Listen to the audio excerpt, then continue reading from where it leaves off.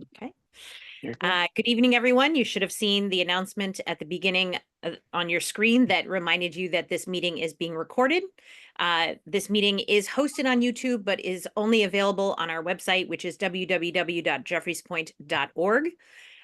You do not have to have your camera on during the meeting. You do not have to have your name displayed, and you do not have to have your voice recorded. You are welcome to protect your privacy as you see fit. My name is Margaret, and I am co-chair of the Jeffreys Point Neighborhood Association. Tyler, if you'd like to introduce yourself and then pass it on. I'm Tyler Lane, the other co-chair. I'll pass it to Joanna, I guess. Sure. Hi, I'm Joanna Cook. I'm your secretary. Oh, and Aubrey. Hi, I'm Aubrey. I'm off camera. Apologize with a sick baby, but I am the vice chair of the JPNA. Welcome, everyone. Another board member, Andrew Pike, unfortunately, who is our treasurer, could not be here this evening, but he is with us in spirit. A few quick announcements this evening. Suffolk Downs is holding a pop-up market this Saturday, May 17th from 11 a.m. to 2 p.m. at 10 Suffolk Downs Boulevard. If you check their website, you can you can view the full listing of vendors who are participating. Again, that is 11 a.m. to 2 p.m. At the end of the month, on Saturday, May 31st, the Dante Alighieri Block Party is occurring. All are welcome to attend. Block parties are a wonderful tradition here in all of East Boston, but definitely in Greater Jeffreys Point. We highly recommend that people to attend. This one will be down on Gove Street. Yep, 11 to 1. Thank you. Aubrey will be there. It'll be occurring from 11 a.m. to 1 p.m. You can check their website or their Facebook page for additional information. But again, that is the Dante Alighieri Block Party. Also going on this month, on May 21st, is the opening of the ICA Watershed art installation. It will be opening for the season. A reminder that it has very few evening hours. So this opening, which is on May 21st from 6 to 8 p.m., will be some of the only evening hours. But we encourage everyone to stop by and check out. A reminder that the installation is free, especially to East Boston residents. I'm stealing an announcement that Roberto would probably also make when it's his turn, but hopefully he'll forgive us. The Boston Parks Fitness Series is back. Yep, he's shaking his head. I stole this one from him. Sorry. There are 25 weekly in-person and online classes that will be going on now through August 4th. These are all free.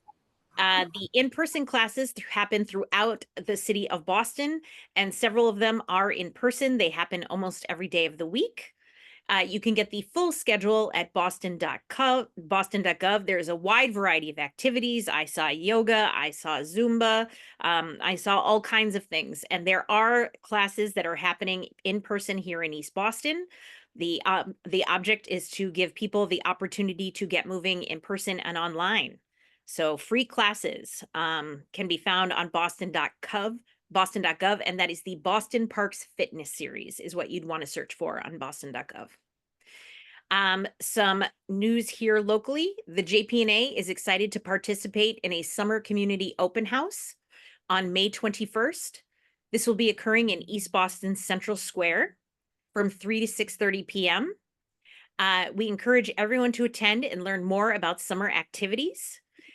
We'd like to give a special thank you to Aubrey Hartnett, who you can't see, but if you could see, we'd be waving at her right now.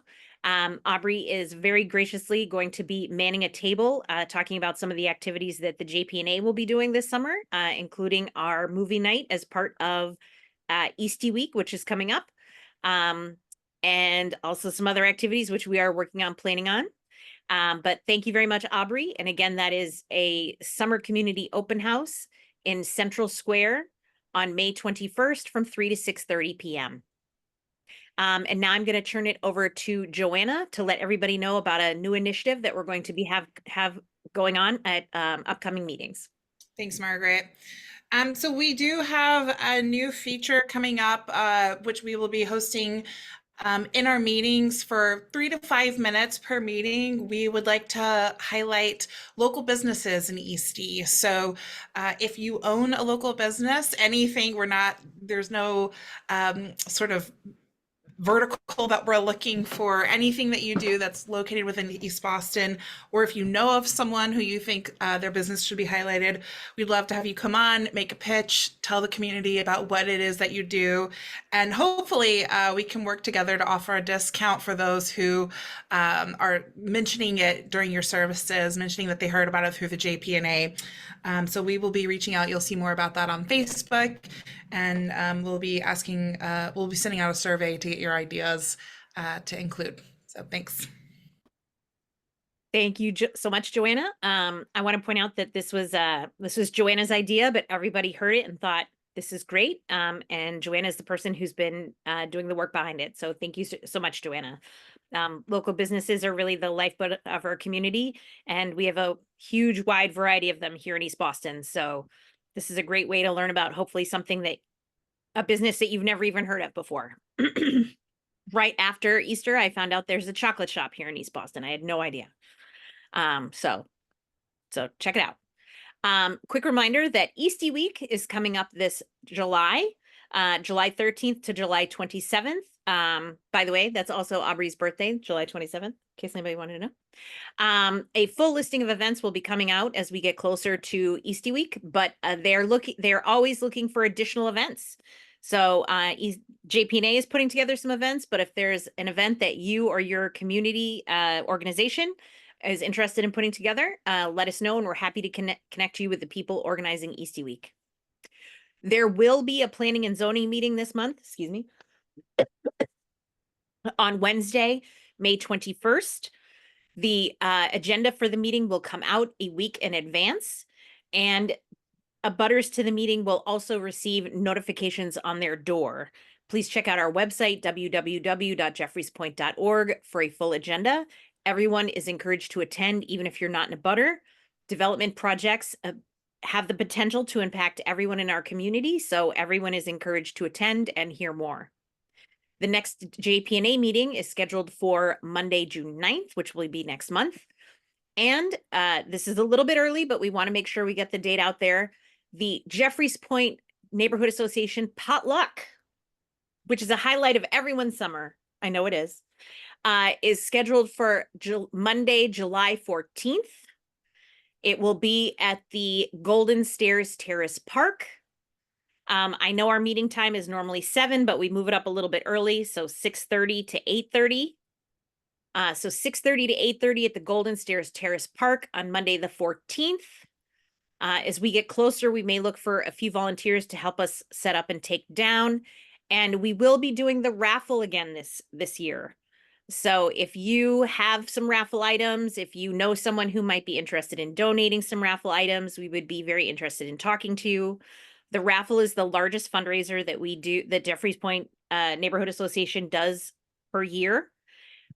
Believe it or not, it costs a surprising amount of money to run the neighborhood association. Almost all of it subscription costs, for the cost for the website, to host the website, for the Zoom, to run our ballot subscription service. It adds up pretty quickly.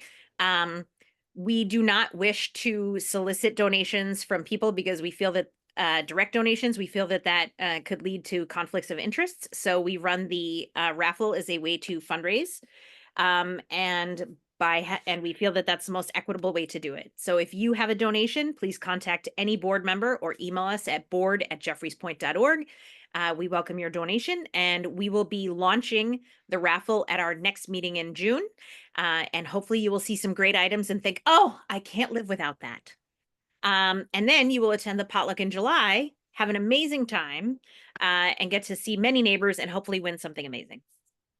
And now it is 7:12, and I have been talking for a very long time. And so I will say that I can see Officer Alvarez. And so I will ask him if he could take it away and give us an update about our community safety update. So Officer Alvarez, please feel free to take yourself off mute and thank you very much. Margaret, I'm going to jump in first. Oh, Sergeant Santoro here. Sergeant Good evening, Santoro. everybody. I just want to, before Hugo gets into his presentation, just an update on that Mount Carmel Church. That's been a nuisance for quite some time now. With the big help of Roberto and the captain, we got we had an incident where there was young kids roaming in that area, and we got a call and removed them. Later on that night, we had a man under the influence of alcohol. We had to go in there, and he fought the police officers. So I called Roberto the next day, and within minutes, we were on an email chain with the bank that owns the property. And within hours, we're in a Zoom meeting discussing all the liability, the dangers that it is to the neighborhood, and I'm sure Roberto can touch on it a little bit further, but they have fenced it and boarded it, and they also are going to hire somebody to come out and check the property just in case somebody does break a window or cut a lock. So that's where we are with the Mount Carmel Church. I think we're making some progress here. I'll take questions afterwards, after Hugo goes. Hugo, you want to take it away? Sure, and I have the update. I'm pretty sure everyone heard by now, but we had a shot fired at Maverick Square, and that took place on May 10th. And I'll give you guys a quick rundown. Officers were parked on Maverick Square when they heard a few gunshots coming from the Locust Mall area. They ran towards gunshots towards 201 Sumner. They were able to locate the victim, who stated that he had been shot in his stomach and back. They were further informed that the suspect shooter had ran towards Maverick Station. Officers gave chase. They did a phenomenal, they did an amazing job. They were to locate the suspect. Suspect was placed under arrest, but they recovered the firearm, and the victim is still at the hospital, and that's still under investigation. And I do have a few quality of life issues to report to you guys. And this is the one that Sergeant Santolo was just talking about. Officers responded to 120 Grove Street for a B&E in progress. They were instructed that it was a man inside the property, the old church. They located him, and he was placed under arrest. Okay, on May 8th, this is not in the Maverick area, but it's kind of important because it keeps on going on, and this is a fraud. This is a walk-in. Person reports that she entered a lottery link through Facebook, and she was informed that she was the winner over $500,000.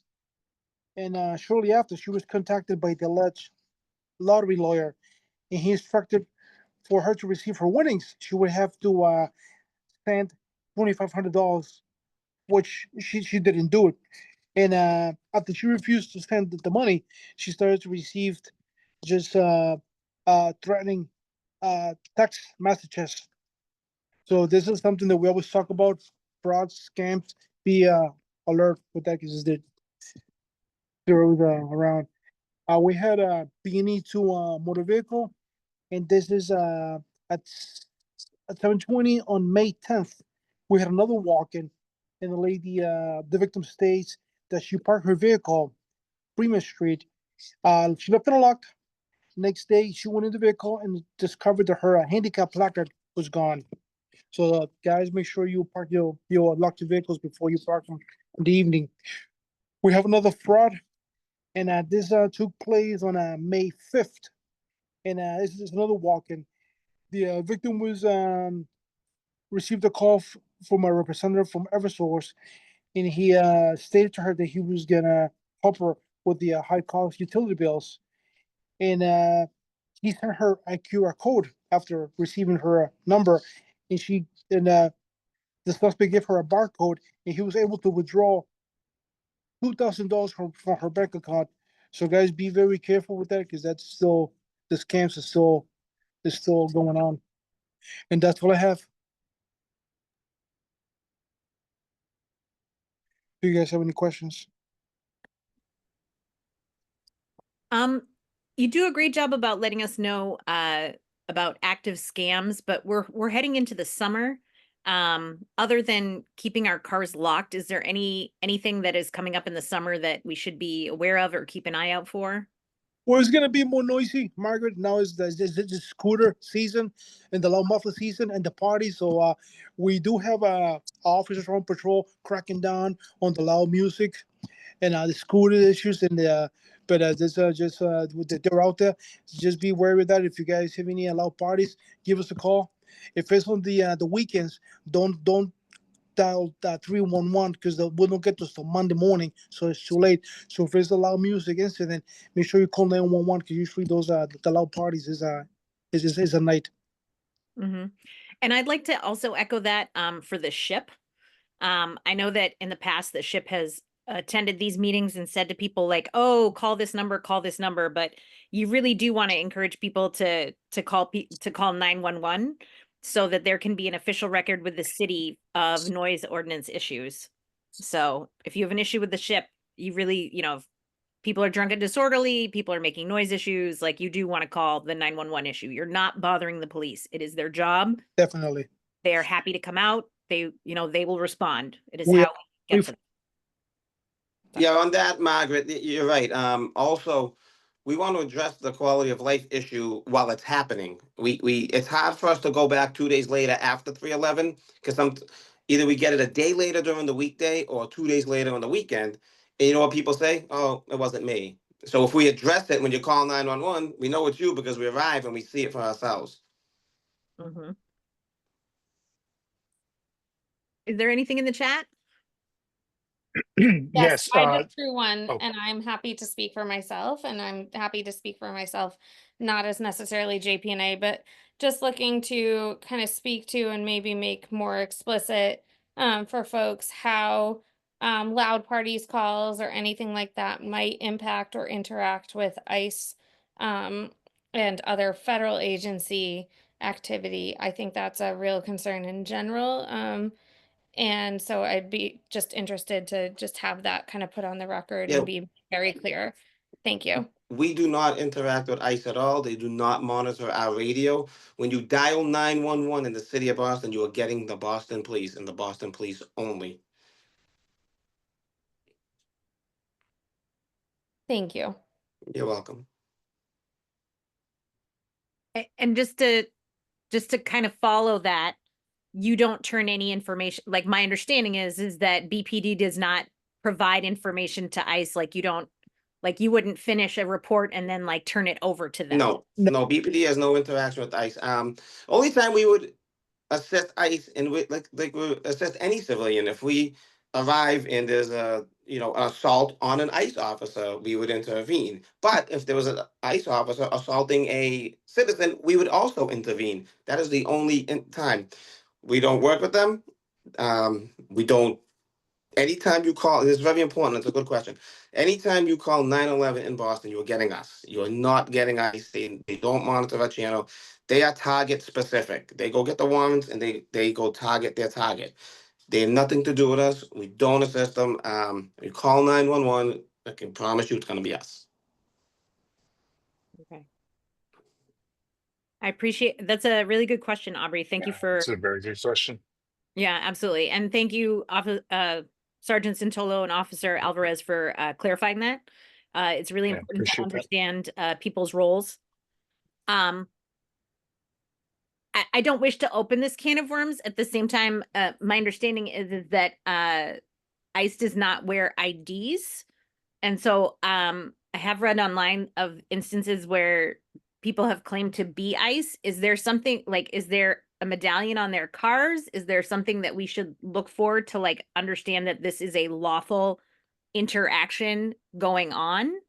Again, we don't work with them, but I can Okay, also please don't know. no, I could also say that you should ask for an ID or a badge or same thing with a Boston police officer if they're in plain clothes. I need to see your ID, your identification. Yeah, I know I could speak on us. We have to provide it. I'm not sure about a federal agent.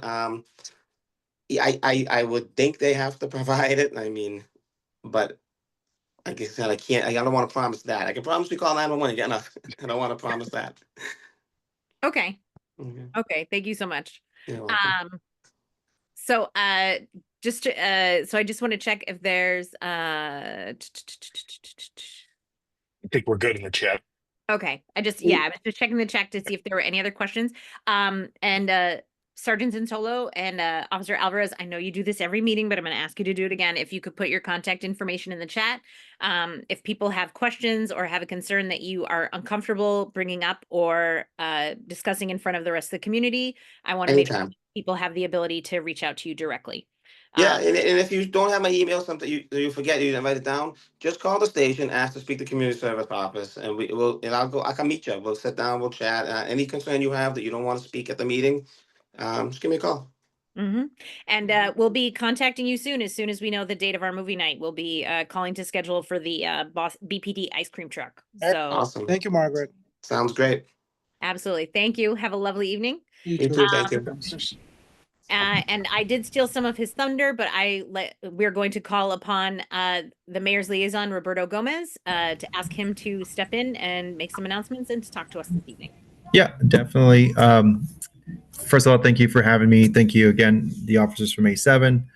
I just wanted to add on to the comment about the tall ship. Today we received the letter at the office regarding a noise complaint from the director of the tall ship. The loudness, the movement, everything that's happened. It was detailed on our letter. Mailed from Jeffries Point, no specific address. And it's good that we received these notices ahead of time because, as you mentioned, Margaret, it just opened up. Summer's around the corner. So that way we could proactively work. And when we say work, request the people who run the tall ship and whoever the consultants are, or even the owners, be mindful of the disturbance that it could be now presently so that we can maintain that relationship and that coordination and collaboration with them as well, because I'm certain that at some point, when these complaints do occur, as mentioned, please call 911. But we're also here to help. We are able to contact them as well and provide support to the community. So I just want to bring that out. That was note to our office today. I'm working on it. I will have an update, which I will update you, Margaret. You could update the group. But in the next meeting, I'll be sure to share with everyone in the call what we are going to do proactively for the summer as it just opened recently. Okay. And thank you for stealing my thunder.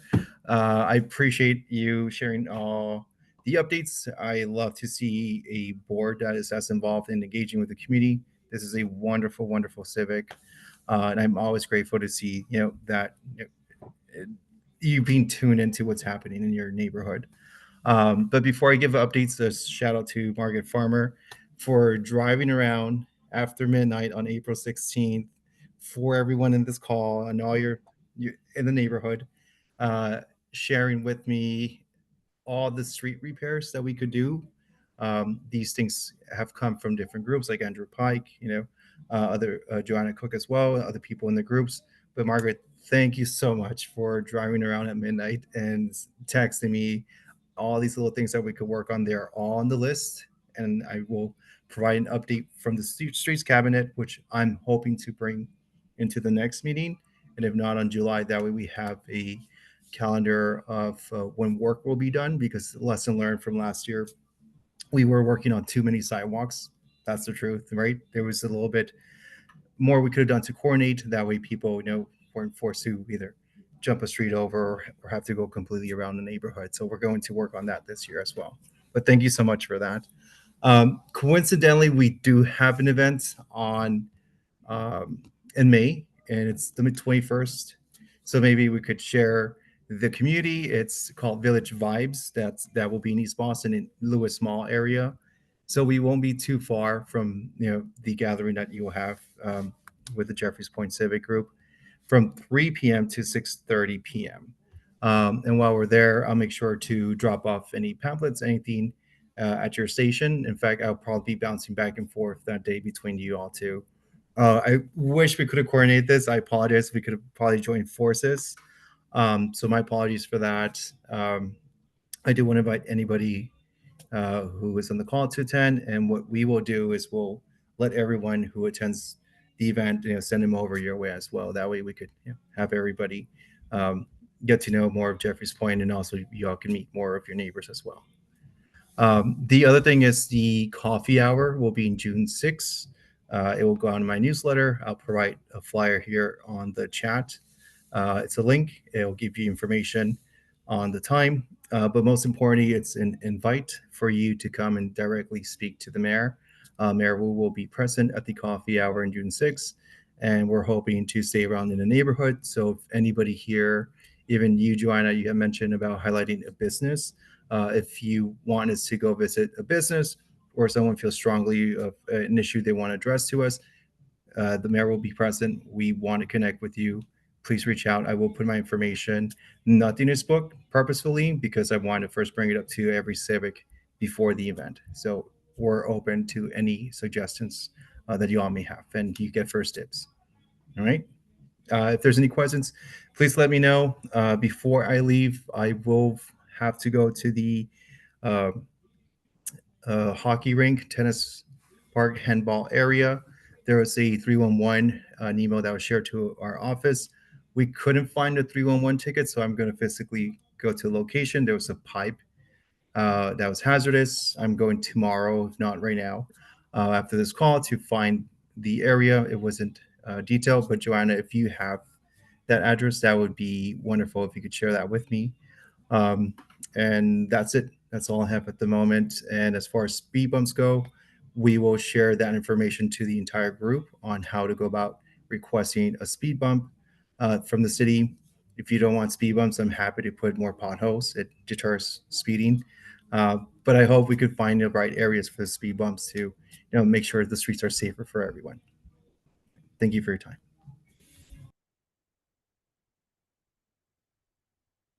Thank you, Roberto. We appreciate that. Also, if we could ask you to put your contact information in the chat. We know that many people know how to get a hold of you, but also if you could put your information about how to sign up for your newsletter, which contains a lot of information about what is going on in the community.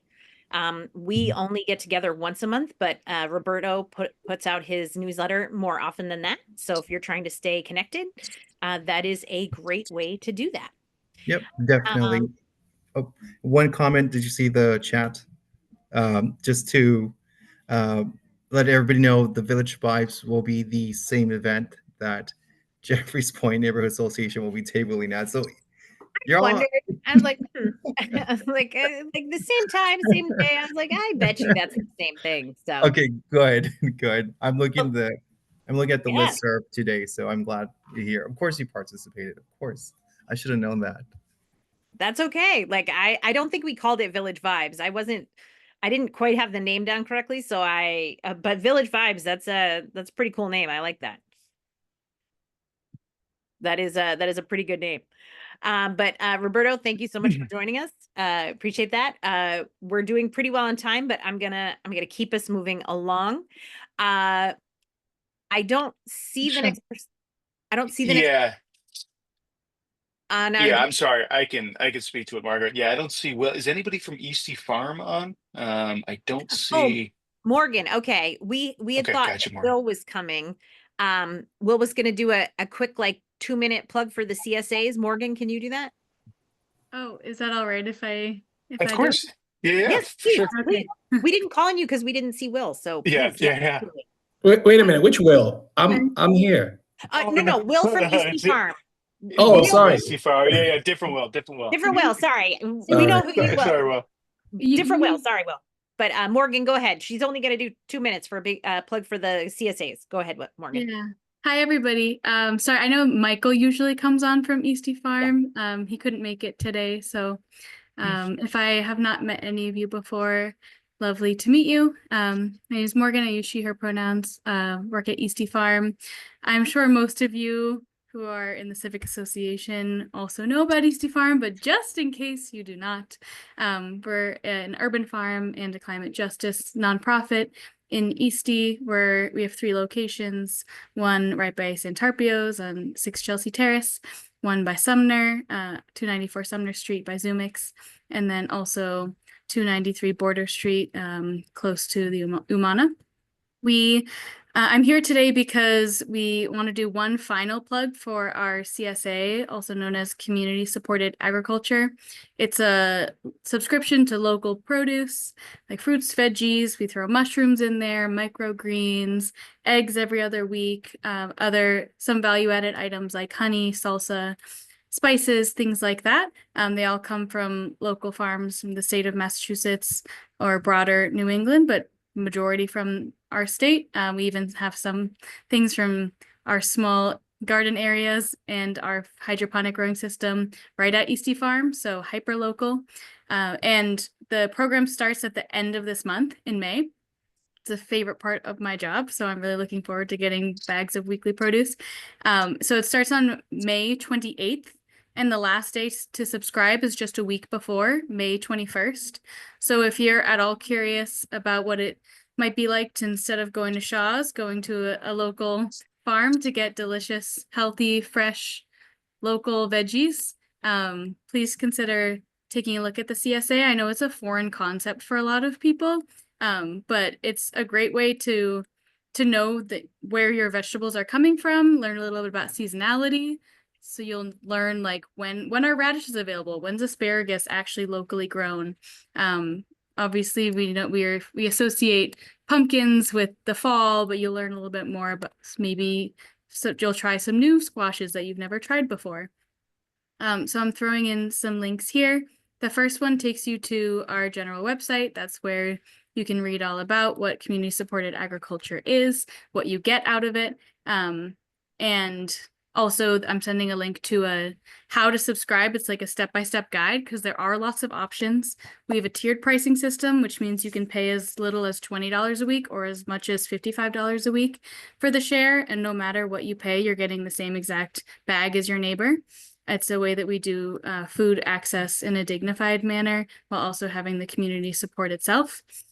And then we also, if you subscribe, that also means that you have access to CSA member Facebook page where we share recipes, photos of things that we make. You can ask questions if you don't know how to cook something or how to prepare it. And then we also do events that are also free as part of your subscription. So the first one, I'm going to be teaching a homemade kombucha workshop. We did it last year. It was very popular, so that's coming back. And we'll have some other workshops in there. They're educational and fun and usually centered around local produce. And if you have any other questions, please feel free to email me afterwards. Check out our website. We also have an interest form if you want me to reach out to you and give you a little bit more information. But again, this is the last time that we'll be able to present about it at the Civic Association meeting before the deadline. So now is your time to take advantage of the opportunity. And if there's time, I'd love to take questions. Sure.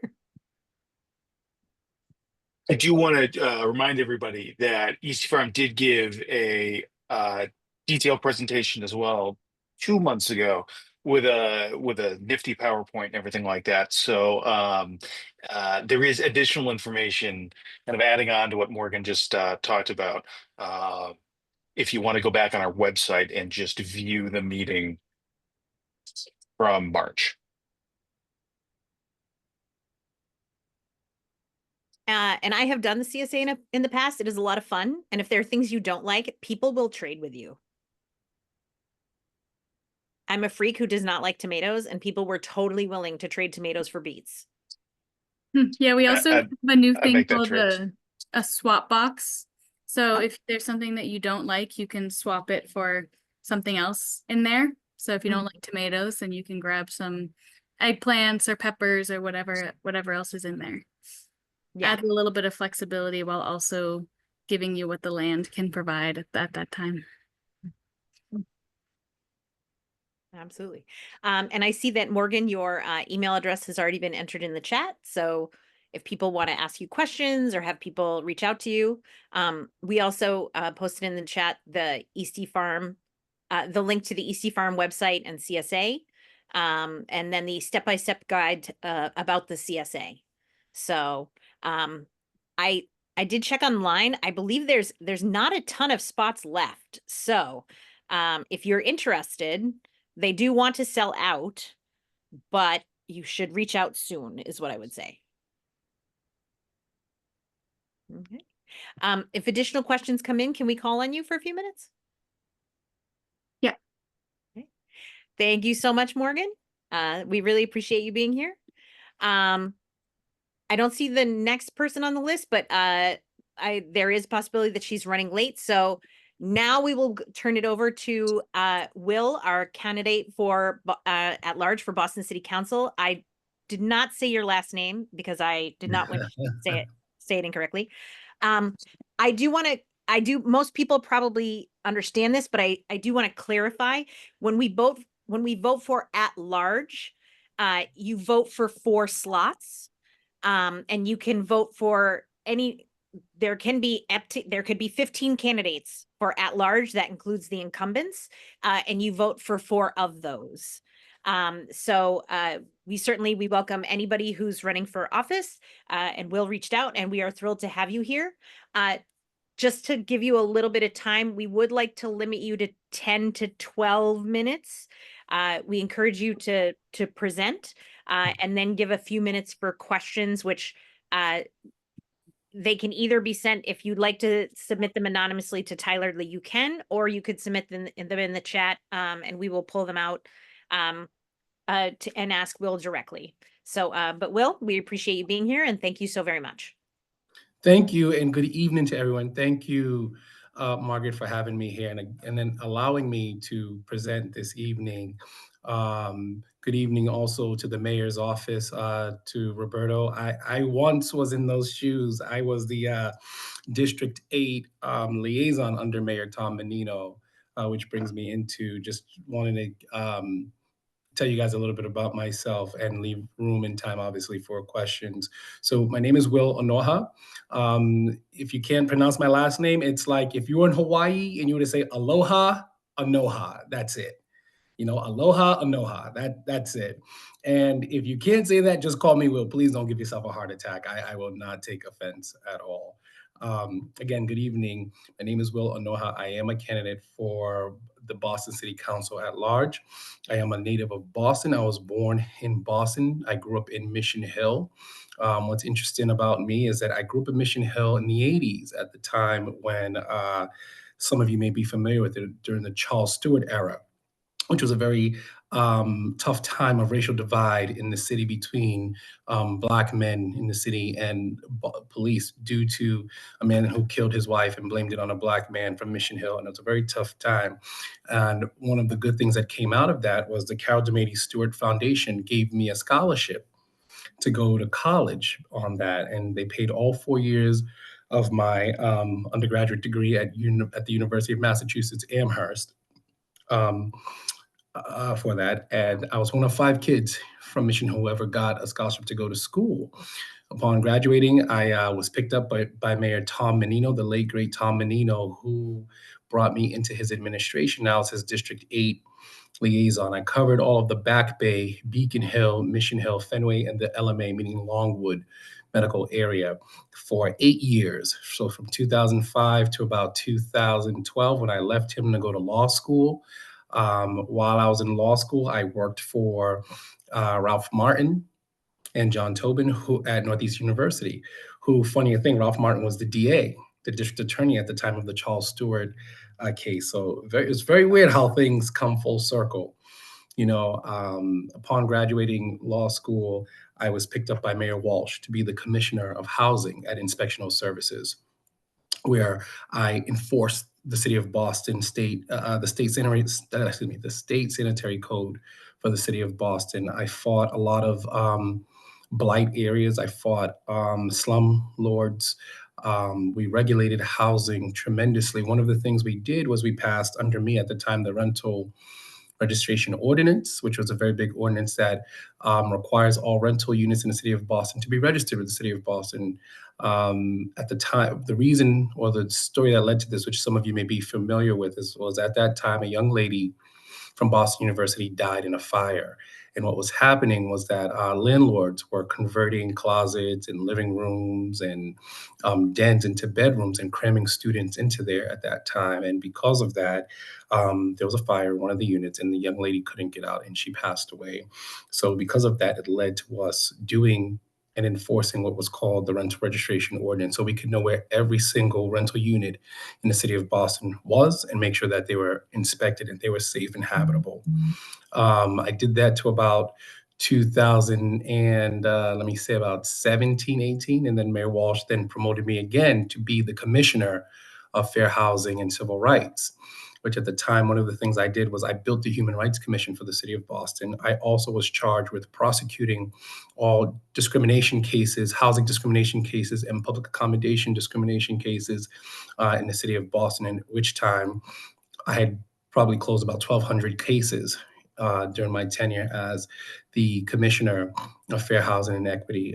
During that time, I was also blessed to be the executive director of My Brother's Keeper under the Obama Foundation, which was a program that was gave inner city kids, particularly Black and brown boys from the age of 6 to about 21, an opportunity, created opportunities for them to get out of violence or gang life or situations like that, and give them opportunities to go to school or join trades, and supported them through it. I currently am Assistant General Counsel at Boston Water and Sewer. I oversee the Health and Safety Department at Boston Water and Sewer. Part of what I do is I work very closely with OSHA and make sure that the men and women who go into our holes or go into our manholes or our sewers, any of those kind of things, are following safety protocol, because it's an extremely dangerous job, and making sure that, the preservation of life is always at the forefront. Why am I running for Boston City Council? And why did I mention all this to you? The reason is because, ladies and gentlemen, I believe that we are in a battle for the soul of our city. There are many, many things that are affecting our city right now. And I don't have to tell you this, but over the last 5 years, the Boston City Council has been a mess. All you have to do is just listen to the news over the last 5 years, and you have seen it for yourself. One of the things recently happened, and obviously you heard of the recent indictment that has happened that has left the city council with a black eye. It's okay for folks to disagree, but what's more important than disagreeing is making sure you're still agreeable. You can disagree and not be disagreeable, and that is one of the things that has stifled the city council. The reason I'm running is because I believe I can bring the type of professionalism that needs to be done on the city council. But most importantly, the city of Boston has a couple of major issues right now. And there are 4 of them that I'm focused on because I believe I can deliver on them. The first one is housing. I am the only person in this race that understands housing and has done anything in housing. I co-authored a 250-page document called The Analysis of Impediments to Fair Housing with a bunch of other folks. And what that did is it looked at the city of Boston housing structure, seeing what is going on and what are the impediments to it. Boston is too expensive for any of us to live in it. So one of the things I'm putting forward is, along with affordable housing, is workforce housing. Workforce housing allows for us to build housing for anybody who's within the workforce. So if you work in the city of Boston, Public Works, City Hall, if you work in any of the restaurants, any of the institutions, there is housing that will be available for you. But currently, right now, what they call affordable is not affordable, not even a little bit. Okay, and that's a huge problem for the city of Boston, because we are losing people, we're losing families. The next thing that I definitely want to work on is our education system. Our education system, what's crazy, or the irony in the whole situation, is that Boston is the seat of education for the entire United States, but yet Boston public school kids are not graduating, being able to read at an 8th grade level by the time they leave high school, which is unacceptable. All of our children deserve a quality education, and there are ways to do this, and that's one of the things that I think that we can definitely, as a community, work better on. One of the issues that even affects you as being in East Boston is, if I understand it correctly, currently, if you live in East Boston, it's difficult for your child to attend Boston Latin School if he or she should have the grades and pass the exam based on the way the new system is, and that's not fair. No child should be denied a quality education because of where they live. The next thing I am proposing is working on food shortage. You know, it's not talked about a lot, but there's a lot of food shortage going on. We have over 5,000 Boston public school kids who are homeless, which is a major concern to me. It's a humanitarian issue more than anything else. And there are many people that look like you and I that are embarrassed to talk about it, but they struggle with food shortage. And that's unacceptable in a city and in a country that is probably the richest country on earth. And I certainly want to make sure that we are taking care of Boston residents at their very core and basic needs. I would say my last thing that I would like to certainly work on, it doesn't necessarily affect, actually two of them do. One of them, believe it or not, that affects East Boston tremendously is sex trafficking. You see, what happens is that, and I discovered this while we were doing the Human Rights Commission, is that sex trafficking starts here in Boston, but in East Boston because of the port, and goes all the way down to Florida. I did a lot of work with the Boston Police during my time in fair housing to combat this issue, and while we were building the Human Rights Commission, because we have a huge immigrant population that gets sucked into that. And because they don't speak English, because some of them might be undocumented, what ends up happening is people take advantage of these folks and do this to them. This is one of the things that led Mayor Walsh to pass an ordinance on sex trafficking, I want to say in 2021. So these are just, I want to give some time for questions, but here are some of the issues that I really want to tackle for the city of Boston, because they're crucial issues, they're quality of life issues, and in my opinion, there are priority issues that we need to be able to tackle as a city. And being on a city council will give me an opportunity to be an advocate, and also an advocate for the East Boston. One of the things I've heard since I've been campaigning across the city is no one knows who can name the 4 at-large councilors, and in some cases their own district councilor, which is unheard of to me. One of the complaints I've heard, I'm not saying it's definitely East Boston, is that we don't know who our councilors are, and that's not good. That's not the way it should be. I had the pleasure of working with some of the East Boston legends like Sal Lamatina and Paul Scapicchio and Carlo Basil, and even your senator. Your senator, Lydia Edwards. I had the pleasure of working with these folks over my 20 years in government, and I know how hard they fought for East Boston. East Boston is a special neighborhood. Even Robert Lewis, Jr., who is now, I want to say, the head or the CEO of Boys and Girls Club of America, that came from East Boston and was a great football player too at Eastie High. So that's what I wanted to say, and I'm going to open it up for questions. Please, I'm here to answer any questions you may have. Thank you, Will. Go ahead, Margaret. Sorry. No, I was just going to ask if any had been submitted, like in the chat, but it looks like we do have one. How are you planning to coordinate with Gigi and others on climate issues? So when I get on the council, one of the things I would love to do is, I know Gigi. Gigi's was Lydia's chief of staff and now is your city councilor. Climate issues are very important. And one of the things I plan to do is help her push legislation forward, but also practices in the zoning code that will help us as we build in the city of Boston. One of the things that Mayor Menino did, which is not new, but it seems somehow we may have fallen away from it, is make sure that as we continue to build in Boston or revitalize neighborhoods, that they were LEED certified. Boston at one point had got all the way up, I want to say, to the gold standard, which means that they were environmentally friendly buildings. And I want to push that, because it's really important that we have an environment that we preserve both for ourselves and for our youth and for our children.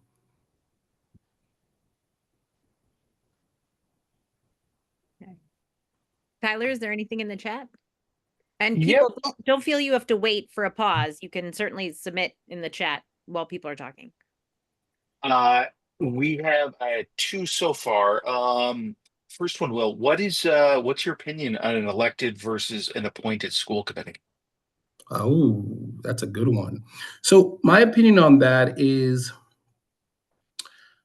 I'm not opposed to an elected school committee, provided that at least half of them are half of them are elected and the other half are appointed. And here's why. Years and years and years and years ago, the city of Boston used to have an elected school committee. And the reason we did away with it was because of a lot of racial disparities and that kind of thing. And because of that, what ended up happening is that the city of Boston moved to having one person who would be in charge of it, or one person who would be responsible that they can blame if anything went wrong, which was the mayor. So they got rid of it. But with the way how things have turned out in present time, an elected school committee is not bad, given that half of them, in my opinion, are elected. And here's why. Because if for any reason, I don't believe with mixing politics and education, because a lot of times it gets messy and different agendas get put in there. But if it's going to help us diversify what we can do to help our kids, I'm all for it. The reason why I'm going with half elected, half appointed is because if for any reason the elected body goes off kilter for any reason, then what happens is the mayor still maintains 51% of the controlling vote to get things back on track, and you can hold that person responsible.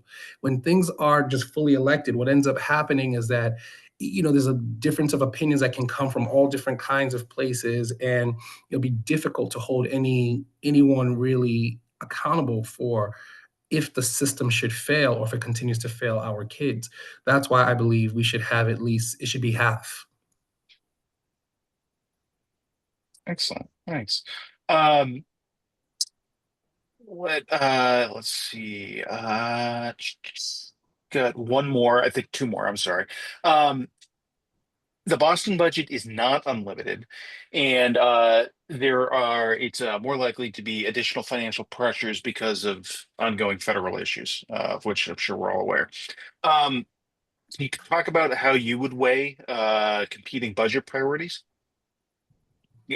Given a more restricted financial situation? So luckily for us, the city of Boston's budget is not based on the federal government. Although we do get federal funds and so forth, our budget isn't based on that solely. So, but nevertheless, with all these new tariffs and things that are going on, it's fair to say that we are going to brace ourselves for a financial hit.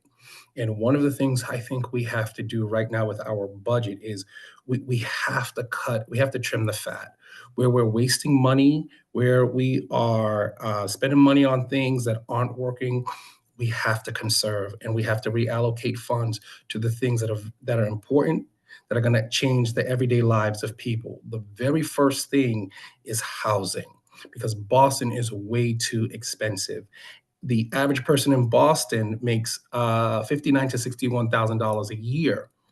The Boston Globe wrote an article last March, that said, in order for you to live comfortably in Boston as a single person, right, you would need to make $125,000 a year, just a single person.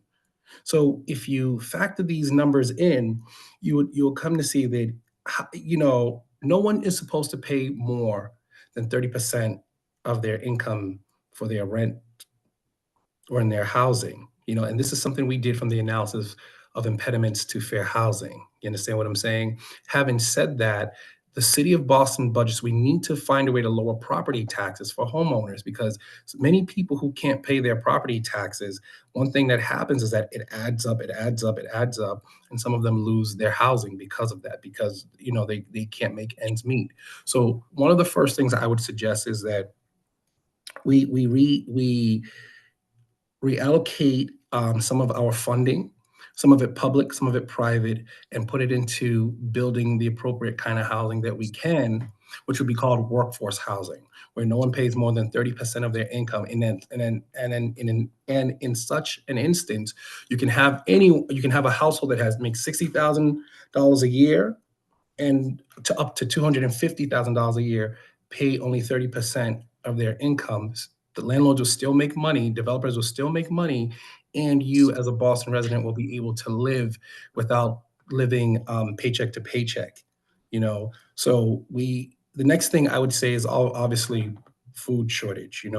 And basic city services.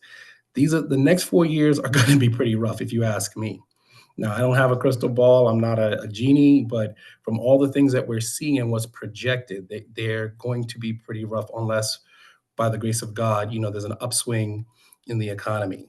And without that happening, we certainly just need to take care of people's basic needs. So I am all about reallocating the budget to deal with basic needs of Bostonians, and helping Bostonians both save and keep as much money in their households, because this is money they need to live, just to live more than anything else.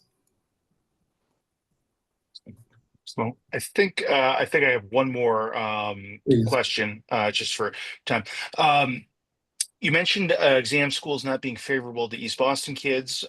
This particular question submission person says they're happy to share that over 50% of their son's 6th grade class at the James Otis School received an exam school invitation this year. With that said, what would you change about the admissions policy? You seem to indicate you didn't think it was where, what would you change? So If one of the anything. things I would change is I would make sure that we go back, along with a few other things, to a merit-based system, because I don't think it's fair that if your kid should have the score and your kid should have the grade to go to East Boston based on their neighborhood, they can't get in. I don't think that that's right. You understand what I'm saying? The exam schools definitely have had some challenges, but the way it currently is, I think, of course, it was a good faith effort to try and make it more equitable, but in doing that, it has shut people out.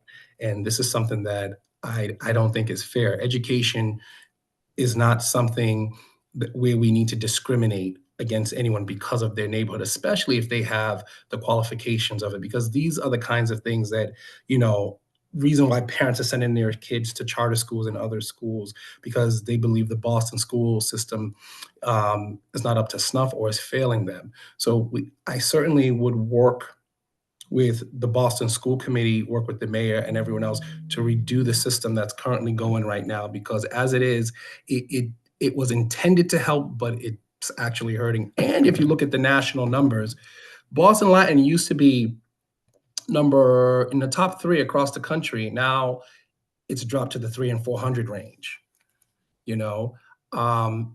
and it's a gem. The exam schools are gems. They produce some of our best minds, and we want to encourage kids to do their absolute best. In fact, if you ask me, every school in Boston should be the quality of the exam schools. And one of my thoughts towards that is making sure that, we have given so much to the colleges and universities, and I don't know why we don't make them adopt a number of these schools and pay for them. Boston is landlocked because of them. We have given everything to them. And again, the ironies in the city of Boston, you have universities that are thriving, bringing everyone here from across the world to educate people, but our own kids or a good amount of our kids are struggling. So there was a thing that Mayor Menino had put together some time ago called In Lieu of Taxes, where it was a pilot program. I would give that teeth because it would force all the institutions to pay money into the city of Boston so we could actually use that money to better our schools. And I'd even force some of them, or at least push the idea of them adopting some of our schools to bring all of them up to snuff. Sorry, that was a bit long-winded. That is okay. Awesome. We thank you for being here. We went a little bit long, but people had really great questions and felt it was really important that we give you the opportunity to address them. Yes. So we thank you for being here. We would encourage you to please put your contact information, Yes. including your website, in the chat. So if people have Yes. additional questions for you or want to learn more about you, they can do that. Absolutely. A reminder to everyone here to please vote. Please vote. Many times the winners of the at-large position is actually decided in the primary. So many times people decide to skip the primary thinking, oh, I'll vote in the final in November. And by then, because they're all Democrats, the decision about who the at-large city councilors are going to be has been made. So please vote. Please vote in every election. Vote early. I'd tell you to vote often, but that's illegal. But definitely vote. And just a quick reminder that early voting has expanded every year the last several years. It's happened here in East Boston and is available multiple days in advance at City Hall. I actually voted in City Hall last year, and it was a really easy experience. So just vote. Even if you write in Elvis, show up and vote. Okay. So I'm going to ask out loud because I don't see here. Is Keely here? Keely, did you just sign in under somebody else's name? Just making sure I didn't miss her. Okay. So in that case, we will head on to the next person on our agenda. Thank you for having me. Thank you, Will. You are Thank you, welcome Will. to stay, but if you have other commitments, we totally understand that as well. It is quite all right. Absolutely. Thank you. Thank you. In that case, I would like to, I'm going to introduce the team lead, and I apologize if I say her name incorrectly, Judith Gibson Okunoof. That might not be correct. Along with her team from the Boston Transportation Department. She's here to present this evening in regards to EV charging stations in Jeffries Point. Both to talk about the potential about placement of future stations and also to collect community feedback about the potential placement of these stations. Judith, we welcome you here this evening, and I know that several people on your team emailed and said they would be possibly joining you, and I want to give you the opportunity to introduce them as well. So thank you so much for being here, and we do have your slides, and I know someone on the team is going to be going through them and I forget who, so I will let that person say who they are. Okay, I think it's just me today, so I can probably share my screen. Oh, if you could, however you want to do it, if you want to share yeah, your if you wanna screen, or I share can it, also yeah. share your slides. Yeah, doesn't sweat. Yeah, hold on. Let me, there. Your screen sharing is paused. You know what? Only because I have it. You know what, Judith? Do you have it easy, like queued up, ready to go on your screen? Yes. Okay. You know what? Go for that. Okay. See it. Perfect. Yep. See if that works. Okay.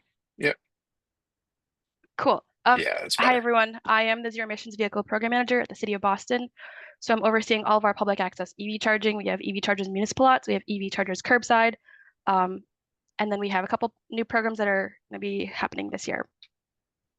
So somebody had mentioned this earlier about climate and the impacts that East Boston is going to face. East Boston is really unique in that you are receiving a lot of air pollution from Logan Airport, the highways. A lot of truck traffic is coming through your neighborhood. And so I think it is really important that we think about the climate impacts of this kind of air pollution long term.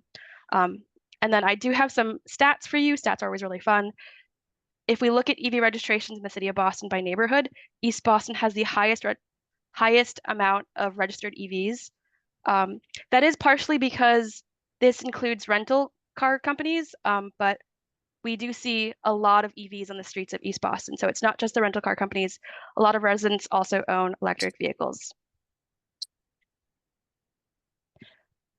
We have a survey out. This is the results of the survey, and we've been receiving comments along with this survey, and I'll just read a few of them because I think that they're really relevant and interesting for people to hear about the state of EV charging in East Boston. So one of them is that with the number of Uber and Lyft EVs at the airport, finding a charging station in East Boston can be very difficult. We've heard that. I think we have a couple comments here about rental cars and Ubers and Lyfts taking up valuable EV charging space. We also had a comment about that some people rely on off-street or on-street parking, and it's hard to find a place to charge because of that. And so that's kind of why we're looking at East Boston, where we know that people, many people rely on street parking, and we call them garage orphans because most charging occurs in driveways or garages. These are the results of our survey that we've had out for a while. This is East Boston. As you can see that there's been a lot of requests for charging in East Boston, especially in your neighborhood, in the Jeffrey Points area. And then I'm just going to dive right into the locations because I think we have 5 locations or 6 locations, and some of them are not super relevant to you guys. They're not very close. One of them, the first one is 397 Frankfurt Street. This is close to the airport. I should also preface this by saying that we're working with GreenSpot to install these. GreenSpot will be installing these at no cost to the city. So this is a free program to us, and we're helping them with site selection and getting these plans through the permitting process. This location at Frankfurt Street is proposing 8 level 3 parking spaces, so 75 kilowatts each. This is fast charging. I think this is one of our only fast charging locations proposed. Another location is 132 Chelsea Street, and if you have any questions, you can also put them in the chat. 132 Chelsea Street, it's actually not on Chelsea Street, but that's the closest cross street. We're proposing 8 level 2 parking spaces. This is slower charging, which is good for like overnight charging if you need to leave your car there overnight. The next location is 90 London Street by the Veterans Park, right at the corner. This is proposing 8 level 2 parking spaces of 10 kilowatt each.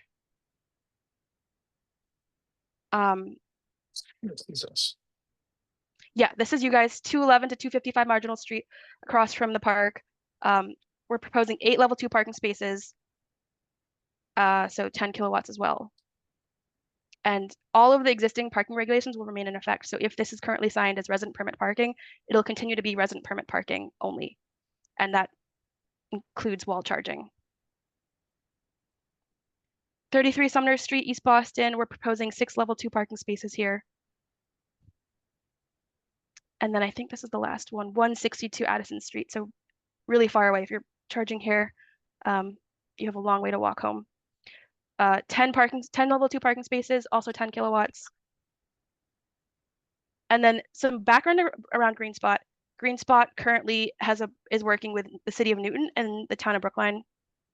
And they've installed some level 3s and level 2s in those cities. And the level 2 example is on the right. You can't see me pointing at my screen, but this is an example of the level 2 chargers that they have that they can install. And then this one up on the top left is another example of one of the level 2s that they can potentially install. And so this is what it looks like on the ground in other nearby towns and what it will look like on the curbside in East Boston. Here's what it looks like at night, just with lights, so that you can tell if there's an active charging session. And then my contact information, and now we'll open it up to questions. Hey, Judith, I have 2 questions for you. On a just speaking for myself personally, I think this is awesome. I'm a person who I've never heard the garage orphan term before, but I am one of those. I like that term. I've personally not. I would like to purchase an EV and haven't specifically for that reason, because I just park in the street and there's no convenient charging around here. My 2 questions are: 1, would this require to download an app, or are you able to just purchase and pay directly on the terminal? And then I guess my second, go ahead. Yeah. Oh, sorry, you go. And then my second question is, I heard you about, it's going to be permitted, like that section of the street, permit same regulations as currently exist. How would you prevent or leave those spots open for EV? What's to prevent somebody with an internal combustion engine car just, I have a permit, I'm just going to park there, and thereby taking up one of the spots? And then I guess a sub question to that is, I've been in other cities before where public chargers on a public street, much like this, they charge an overage fee. Like if you're plugged in and you go over 100%, charges you kind of a penalty fee, is sort of a incentive to get folks, once you're 100%, you're not just squatting there for days on end, to move. Are you going to be doing that? Yes. Okay. So you did So ask a couple questions. sorry for the multiple questions there. So I'll start with your most recent question. So Yeah. yes, the vendor does plan to charge an idle fee. Okay. And so that'll encourage turnover. Mm. And then enforcement is a huge issue. There's nothing we can do to stop gas cars from parking there. We are working with parking enforcement, so we can ticket them. Mhm. I don't think we'll be towing cars unless they like get their 3 tickets and then need to be towed. But we will be putting up signage that says like EV charging or electric vehicles only while charging. So you must have an active charging session, otherwise you will be ticketed. So far, parking enforcement has not been ticketing yet. We're still working on training with them, but we hope that we'll be able to start writing tickets soon. And then your other question was, what was your first question? Can you just pay like per use directly at the machine, or do you have to download an app? Yeah, so you can either use the app or you can tap to pay with your credit card. Got it. Cool. I think we do have one, it just got sent to me, but we do have one question in the chat. You mentioned that this is kind of in a permitting process. What's a rough sense of timeline for this particular project? Oh gosh. This is probably more than a year out. We don't have engineering plans yet for any of these East Boston locations. Okay. But we're just starting the engagement process now. My lease ends in a little over a year, so maybe I'll get lucky on that. Margaret, I see your question in the chat. If these prove to be incredibly popular, how easy would it be to expand? And then how many of the EVs are actual residents? So Patricia, I don't have an answer to your question about number of EVs that belong to residents versus rental car companies. And then Margaret, if these prove to be popular, yeah, so I think expansion, we don't have any plans beyond this for expansion. We're just going to see what adoption is like and then use the data to determine where we go next. If someone wanted to do a long-term lease of a private space, would you be interested a business with a parking lot? Yes, if you want to make those connections, parking lots are a lot easier to deal with than curbside parking, as long as it's open to the public 24/7. Andrea, I agree. It is hard to find a charger in Eastie. The city of Boston only has one public EV charging location. It's in the London Street Municipal Lot, and we only have 2 chargers. And I think on my first picture, we have some people who like to overstay. Any other questions? Just I'm sorry, to Patricia's point about the EVs being the actual residents, I was pretty struck by that number, and obviously assumed that most of that 3,000 cars were the rental agencies. But I do have to say, I walk my dog and my little kid around the neighborhood once a day, and I'm kind of a car guy, and I do see an increasing number of EVs, which always, as it looks like Andrea in the chat is mentioning, she has one. It always surprises me. I mean, I think it's awesome. I like EVs. I think they're pretty neat. I've driven them before. They're generally pretty fast, which is fun. But I'm always struck because I find, oh man, that must be difficult to charge. But there are an increasing number, definitely in the area. Definitely people are getting them.